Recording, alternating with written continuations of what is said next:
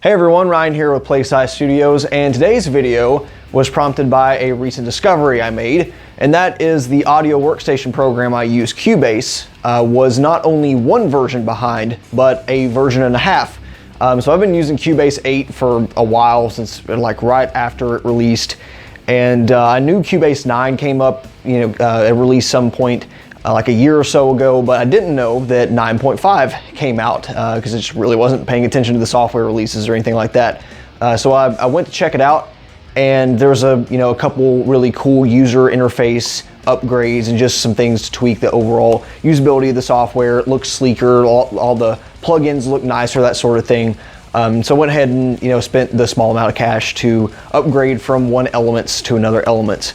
But what I remembered that I have never actually gone over in this channel is the inclusion of VST Amp Rack. So VST Amp Rack is a plugin that's included with Cubase Elements, Artist, and Pro, and it's kind of like Line 6 Pod Farm. It's an all-in-one guitar signal chain plugin. So you have amplifiers and cabinets, some microphones to select through, a pre-effects and post-effects section, and kind of an overall mastering part with EQ and volume.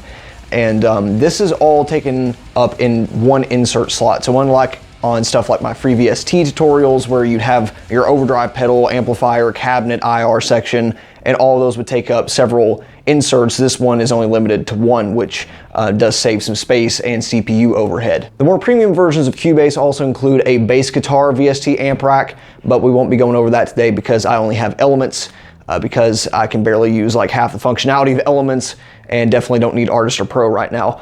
But Amp Rack was one of those things that had me extremely curious when I was still using stuff like Reaper, some of the more limited DAWs that worked fine, but I was looking for stuff that had a little bit more all-in-one built-in features and giving me some more flexibility as far as I/O goes. And of course, there's all kinds of good plugins that even Cubase Elements ships with, but VST Amp Rack really had me curious because Meshuggah used it to record the Coloss album in 2012. Of course, they were using their own stuff like custom impulse responses. It doesn't hurt that they have like $10,000 custom Ibanez guitars, but it just blew my mind that a band who would tour with Fractal audio gear and now custom boutique amps would consider using a built-in software plugin for their album, not just a demo, like the actual album.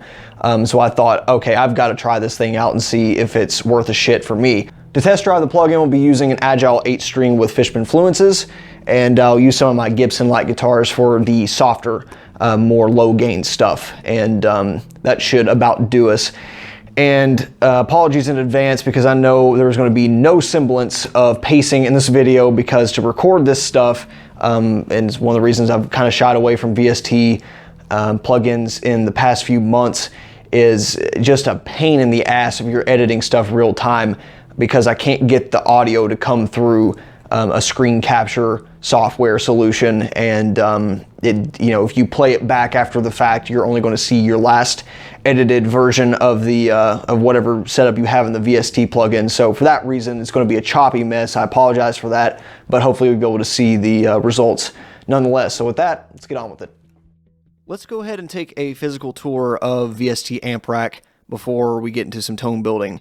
And what you'll want to do is insert an audio track. So this would be stereo for me, but the input is mono, and I created my own VST in bus somewhere up here under audio connections. If it wants to load, that'd be pretty sweet. There it is.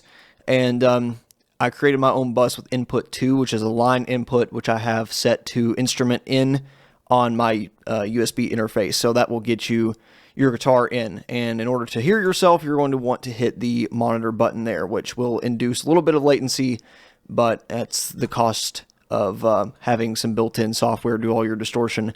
So VST Amp Rack will be under distortion here, and this is what it looks like. So like I said, you have a few main screens. Here you'll see your pre-effects, which you can choose stuff like a simple volume pedal.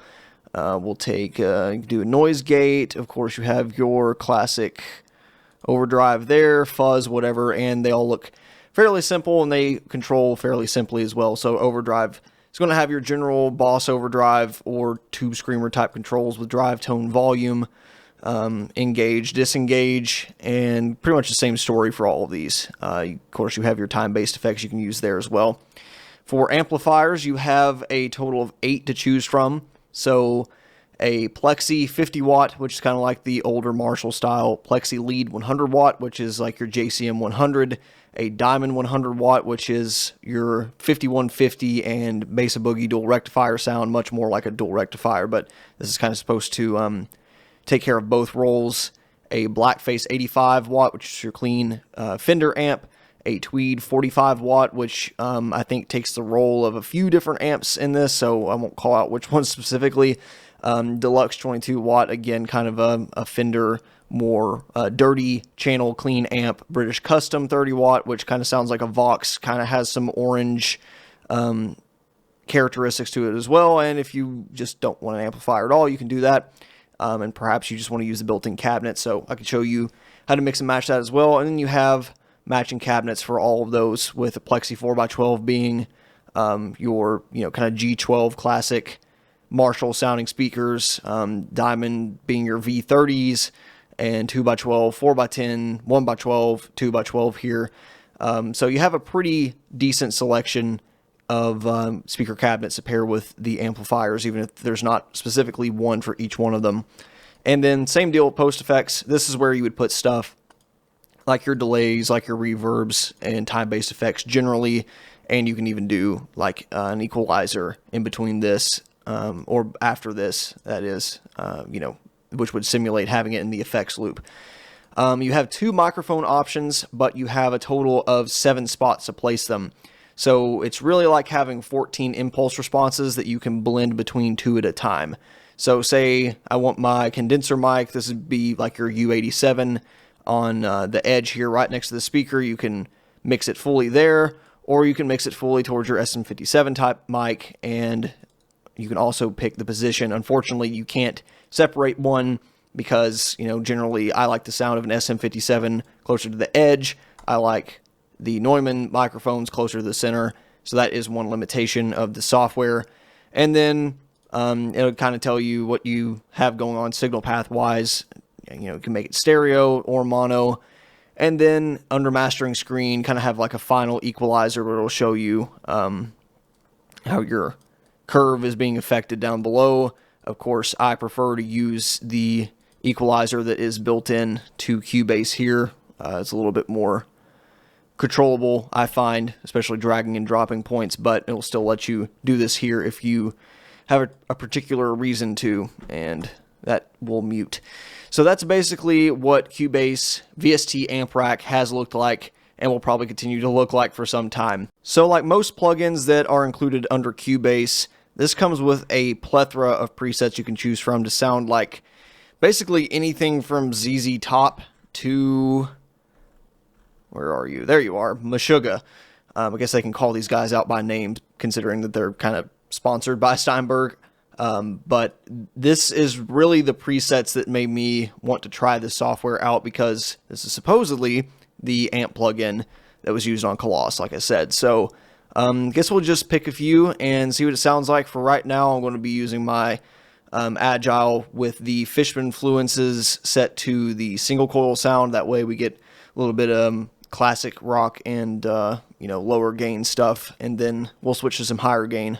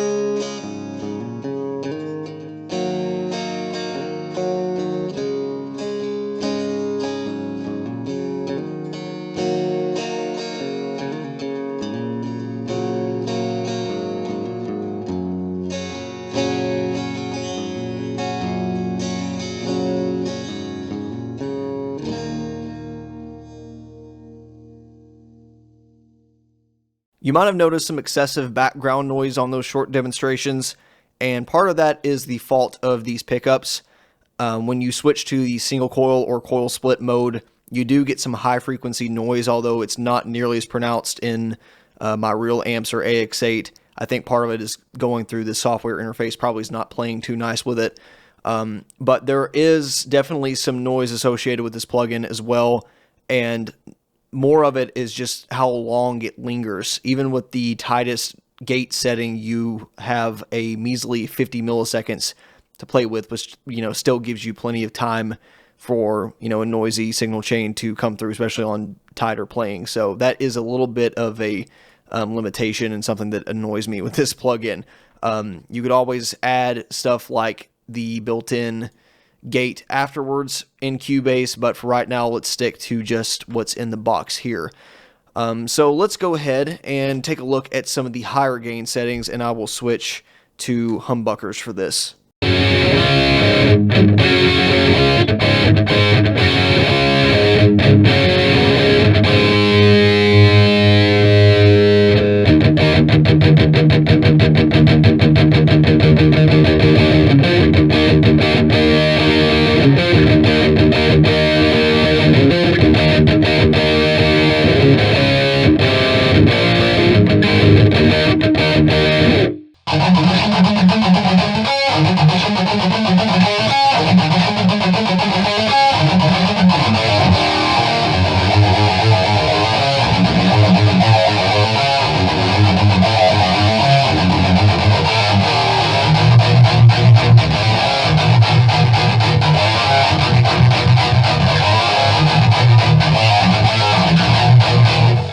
So, I probably don't have to play too many more of these high gain presets for you guys to figure out that this plugin does a much better job on low gain amps compared to the higher gain stuff. And part of that is due to the fact that there's really only one high gain model, which is kind of a rectifier sound. And you can only really push that so far for high gain stuff. Not every metal band in the world uses a dual rectifier. A lot of them do. And a lot of high gain metal tones are based off of that famous tube screamer and dual rectifier combination, but it doesn't work for everything, as you can see for a Pantera-like sound here. Another fault of this, I think, is including two Marshalls, but not a duplicate of anything. Well, two Marshalls and two Fenders, but not a duplicate of anything else.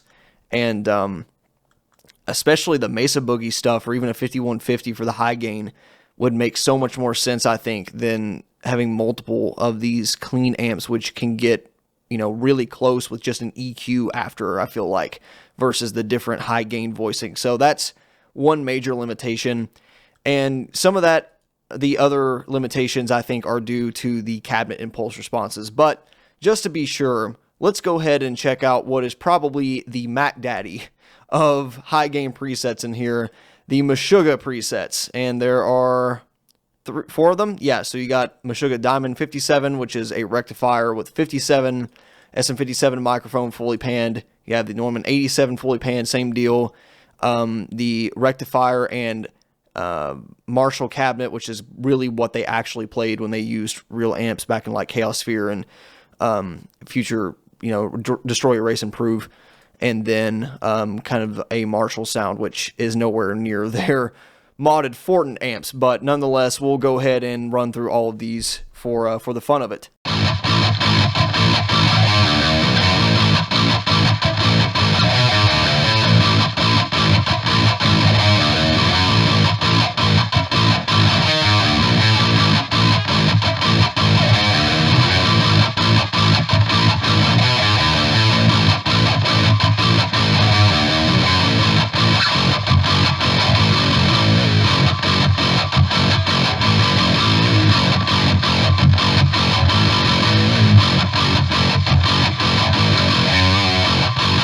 I'm not going to lie, I'm not exactly thrilled with that tone. Fortunately, with VST plugins in general, you have the liberty of basically changing whatever parameters you want after you record. You don't have to go through a reamp process or anything like that because everything is, within the software itself. So I could go through here and tweak everything. I could change the preset completely, Hell, I can even just duplicate the track and go to this amp rack and change the preset and blend two of them. So let's try a little bit of that.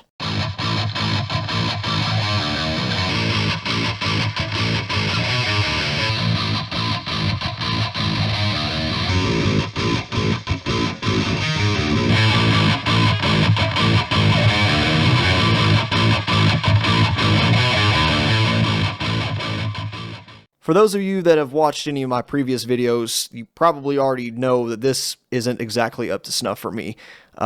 This is a pretty weak sounding plugin overall, the way it's currently configured. And it's not like there's any heavier presets here. It is Meshuggah. It's not like they have Periphery or Animals as Leaders or anything else that's gentler. This is pretty much as heavy as it gets in VST Amp Rack, and you're limited to kind of a dual rectifier or high gain Marshall paired with a rectifier or Marshall cabinet and a generic overdrive. That's really about it. So in order to judge this fairly, I think it's only fair to use it the way that I've seen used it in real life. And that is without the internal cabinet simulation. A lot of programs, a lot of floorboard units even are killed by their cabinet simulation. And I'm not exactly sure why, because to me, there are so many amazing free cabinet impulse responses out there that it would seem like the amplifier side of things to develop would be so much more complicated in terms of circuit design and making voicing sound correct and just getting the overall feel of things down versus cabinet impulse responses. So I don't know why so many companies fall flat on that end, but let's just try this same Meshuggah preset. We got, a decent signal chain to work with on the pre-effects, and we will turn off the cabinet simulation. And now let's start pairing it with my old favorite NAD-IR. And if you haven't seen any of the FreeVST stuff, this is an impulse response loader that will take about any WAV file. So I've already pulled up my folder. All of this is available on a Dropbox, which I will link below if I remember to. If I don't, yell at me in the comments. And let's just throw on one of my favorite impulse responses, the Brohim Mesa stuff, and see if this helps with anything.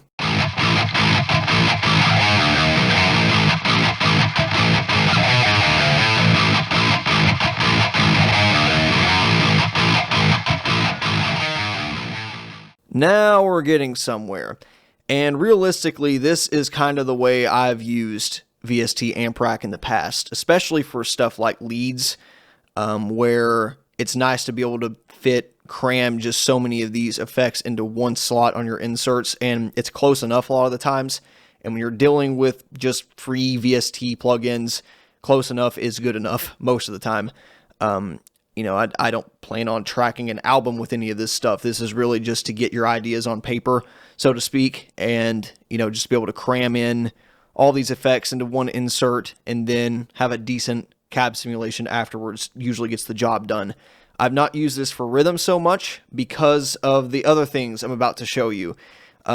So again, for those that have tuned in before, we'll see that I also enjoy using a lot of these free amp plugins, and if I can find the one I'm looking for, it's very possible it didn't convert correctly, which would be a bummer. That looks like the case, so we'll go with another one I enjoy using.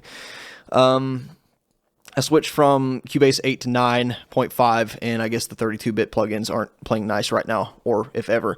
So we got stuff like the Poland Legion, which is a free amp VST, and then you've got stuff like, let's use the Tube Screamer here. So you've got this TSC Tube Screamer clone, and when you combine this sort of stuff, you can get a monstrous rhythm sound for absolutely no money. Doesn't matter what you are using DAW-wise between these pedals and amp plugins. You can throw them on anything. And we can also solve that noise problem by using the built-in gate, which basically every DAW comes with one. If it doesn't, you can always download a free version of one, and we'll tweak that and see what this gets us.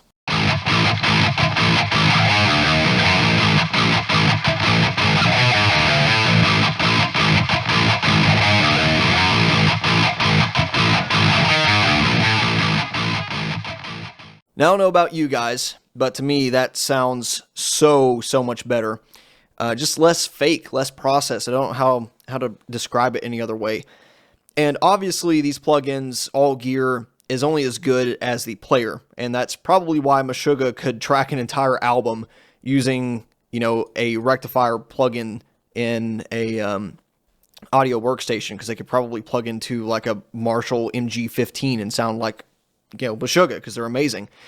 And I'm just using this specific example to show that, especially for more modern, down-tuned guitar stuff, I just think there's better out there, especially for free. And, for rhythm stuff especially, I can get better results using freeware and some incredible free impulse responses made by the community. And it's really kind of one of those catch-22s where I think that the premium plugins that are out there, like Bias, like Amplitude, like Revolver, do a pretty commendable job for plugins. But by the time you start adding in all of the, DLC, you could call it, for a lot of these plugins, not all of them are that way, but a lot of them are sectioned off, that you start to run up into the price point of like an entry-level amp modeler, like a floorboard unit, or even a used rack unit that, like an older Line 6 Pod Pro or something like that. And to me, investing in something, even if it's older technology, that you can plug into a real amplifier and for a cable method, or in the effects loop, or through front of house, or especially in this case, through your PC, through USB, or even through an existing audio interface, I think that's the more sound investment. And that's why I kind of only stick to included VSTs and freeware and that sort of thing. To me, in order for this to be a real selling point for Cubase, and especially for Elements, given that it is at a very affordable $100 price point, then this needs kind of a major overhaul. It's got a good foundation, because like I said, the clean stuff I find works pretty well. But this is not your high gain solution by any stretch of the imagination.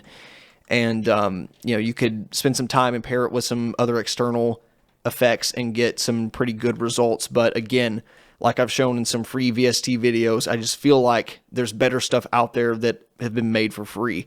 And I think that's probably why they haven't invested too heavily in this, but it's kind of disappointing, because I feel like with stuff like this and Pod Farm, it should be better, given the state of how stuff like Fractal firmware and Line 6 Helix and Kemper and Bias and all that good stuff have evolved over the years. And there's something to be said for a simple user interface that you can just click on a few pedals and amp a cabinet, and 3 screens later you're finished and you just get to jamming. If it sounds good, that's great. That's exactly what this kind of plugin needs to be. I do enjoy diving into the deeper parameters on stuff like the AX8, but for this use case, I feel like that's what this needs to be. But unfortunately, it just doesn't sound all that great, and you end up spending a lot of time tweaking and pairing with outside effects for it to be usable for a lot of the, higher production value sounding music that people want to produce nowadays, especially with high gain stuff. So that's kind of my 2 cents on Amp Rack as it is today in general. I'll go ahead and play a few more tones here, and that'll about do us for this video.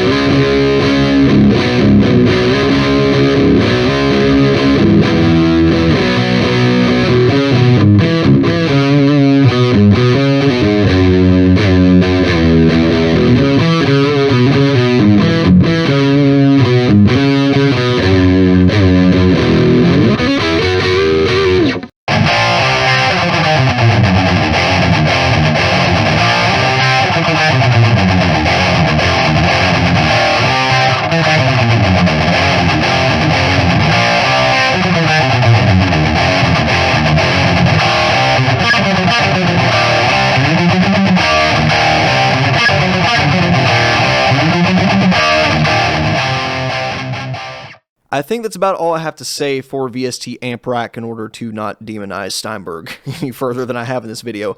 And don't take this kind of demo review thing as a, any flack towards Cubase in particular. I like Cubase as a software package altogether. I like the included plugins. It works well for me. It has its quirks just like any other music software program will. But I think it's a good value even without VST Amp Rack. And because of that, it's not really a big disappointment to me that it isn't more capable than it is. But at the same time, I feel like that would be a really killer feature to sell Cubase, as this is the DAW for musicians. This is the place for guitar players who don't really want to understand or need to know all the ins and outs of this sort of thing to just come in and jam on their guitar. So that is one point that I would definitely highlight in the upcoming versions of Cubase. I think this thing definitely needs some love. Probably the base version as well. Of course, I can't say that for certain, but if it's in any state like this is, then it could definitely use a little bit of improvement. And for right now, I've had people ask and say, what would you recommend as far as software goes for creating guitar tones? And I would still say, for right now, the free stuff out there is probably your best bet if you don't want to invest a lot of money. And there's going to be use cases out there where an amp modeler, hardware solution isn't going to make 100% of sense for some people. And if that's the case, then, it doesn't hurt to throw a couple $100 at some decent software solution, especially if you have like one of those expensive, UAD interfaces or whatever they're called that are Mac compatible. Then they have a ton of really cool plugins, like an Ingle Savage plugin that I know Ola England uses and gets some great results out of. But I wouldn't throw too much money into VSTs personally. That's just my view. So yeah, that's Amp Rack in general personally. Definitely not a selling point, and it's kind of one of those things that's nice to have for leads and cleans and the oddballs use cases. But for rhythm sounds, for your typical heavy metal stuff, stick with the free VSTs that I will have linked in the Dropbox below in the description if I remember to do so. And again, yell at me if I don't. And you're welcome to check out the VST videos I've made in the past for matching tones of famous bands, as well as just getting some really good metal sounds out of other freeware. So that'll be about that today. Thanks for watching, and we will see you next time. Bye.